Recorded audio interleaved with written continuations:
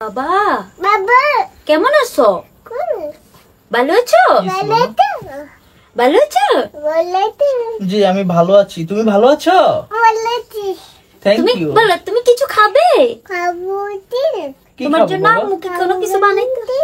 বাবা কিছু খাবো না। শোনো বলো তুমি কি অসুস্থ? তোমার কি অসুখ? বলো তোমার কি অসুখ? না বাবার অসুখ না, বাবার মন খারাপ। মন খারাপ? বলো কেন মন খারাপ? বাবার মন খারাপ। দাও বাবাকে আদর করে দাও তাইলে মন ভালো হয়ে যাবে। এখানে আছে আপনারা। Thank you. বলো আমি তোমার মা। শোনো শোনো তোমার জন্য একটা পুতুল আনতে বলো, পুতুল আনতে বলো, বড় দেখে একটা পুতুল। আচ্ছা মন খারাপ নাকি?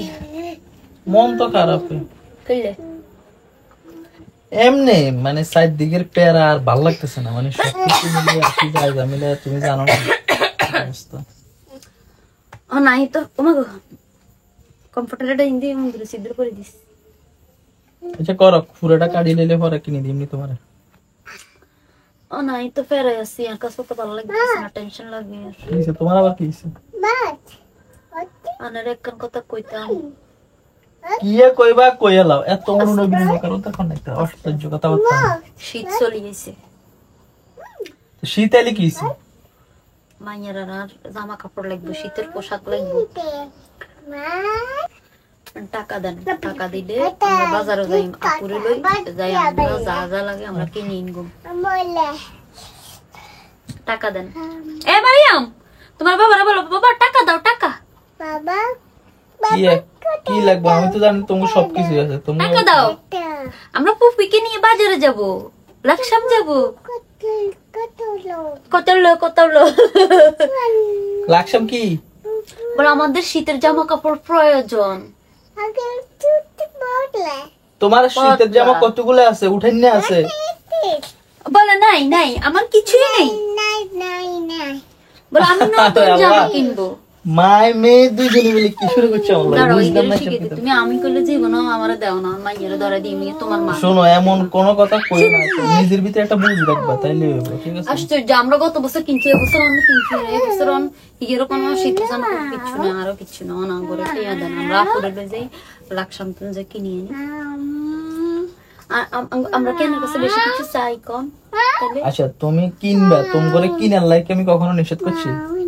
কিনাটা তো কিনলেই যে মানুষ একবারে প্রতি সিজনে যে কিনতে হবে, প্রতি ইয়েতে যে কিনতে হবে, এটা তো কোনো কথা না। তোমার শীতের জামা আছে অন্তত 5-6টা, এরপরে শাল ধরে শুরু করে শালে আছে মনে হয় 5-6টা। এক বছর যত নতুন জিনিস বাড়ে, ট্রেন্ডিং জিনিস বাড়ে, হেডি মেঞ্চে কিনি, হেডি পরে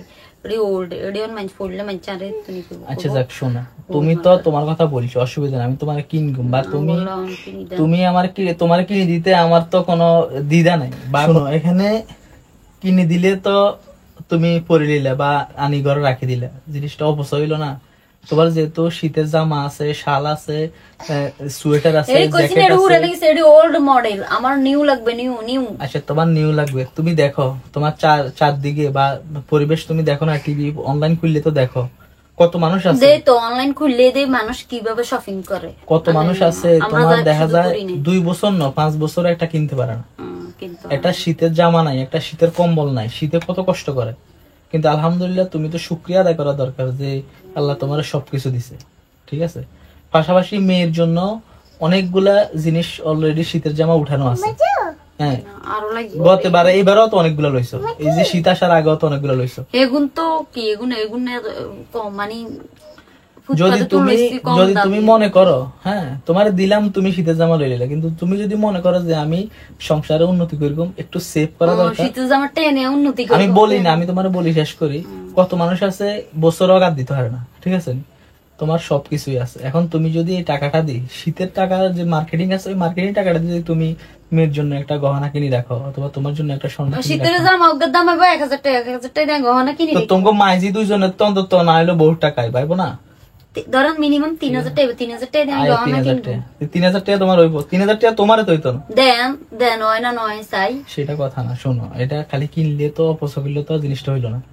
তুমি প্রতি বছর কিনতেছো, প্রতি এই বছর নাইলে না কিনলে এই বছর টাকাটা তুমি একটা সেভ করলে, সংসারের উন্নতি করলে, দেন টাকা দিবেন, তোমার বিপদের দেন, সময়, টাকা দেন। আমি বলি না বিপদের সময় এই জিনিসটা তোমার অনেক কাজে দিবে, ঠিক আছে? কথা থাকলে যে মানুষ খরচ করবে বিষয়টা এটা না। আর আমার একটা মেয়ে, আমি চাইলে ওরে মানে আমি চাইলে ওরে প্রতি সপ্তাহে কিনে দিতে পারি। শুধু কিনে দিই না কেন জানো নি? প্রত্যেকটা শিশু বা বাচ্চাদেরকে, মেয়ে হোক ছেলে হোক, অন্তত অভাবের মধ্য দিয়ে তাদেরকে বড় করা উচিত।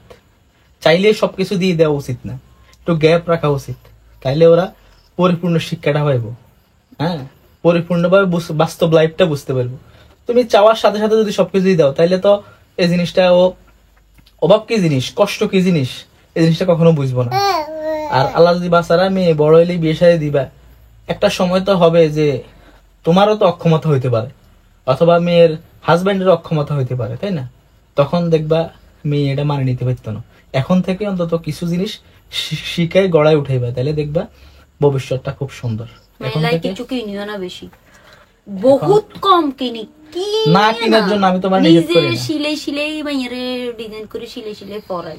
যাই হোক, এগুলা কিনা হইতেছে তো, আমি কিনতেছি, আমি আমার ভালো লাগলে আমিও কিনতেছি, আমি এটা আর তুমিও কোন লাগবে কিনতেছো। না, আমি নিজে তো মাইয়ারে খুব একটু বেশি দিই না, মানে কন্ট্রোলের ভিতরে রাখি, যাতে মানে লোভ না হয়ে যায়, বেশি পাওয়ার আগ্রহটা যাতে না থাকে। বেশি চাওয়া মাত্রই বাচ্চাদেরকে অন্তত মানে যে কোনো জিনিস দিয়ে দেওয়া উচিত না, ঠিক আছে? এটা অন্তত মাথায় রাখবা, আচ্ছা, সবকিছু একটা লিমিটের মধ্যে রাখবা।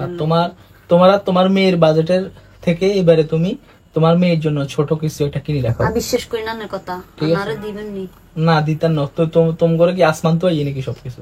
আচ্ছা সরি, আমার ভুল হয়েছে, ক্ষমা করে দিন, এগুলো কে দেয়? ক্ষমা করে দিন। এই জিনিসটা কি তোমরা বুঝো না? কিছু গেলে আসমান তুন্নি আইছে, আল্লাহ আল্লাহ আল্লাহ, আসমান তুন্নি খানা আড়াইছে, আসমানের কথা কম করলো। আচ্ছা যাই হোক, অন্তত একটু নিজেকে একটু সেভ করো, নিজেকে কন্ট্রোল করি, যেভাবে সুন্দরভাবে জীবন পরিচালনা করতে পারো, সংসার কিভাবে উন্নতি করবা